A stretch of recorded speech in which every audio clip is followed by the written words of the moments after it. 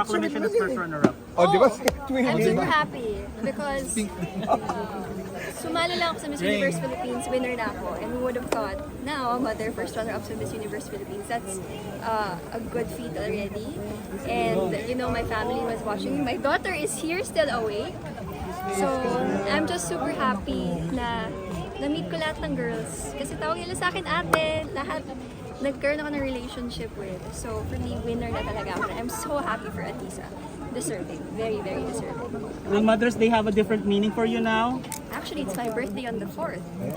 Happy birthday! So, siguro lang, wala namang different meaning because, I mean, di ba?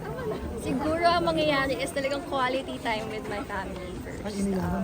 I spent so much time here. I sacrificed my time with my family. And I think this time, kailangan ko mag-give back sa kanila. I've done my job.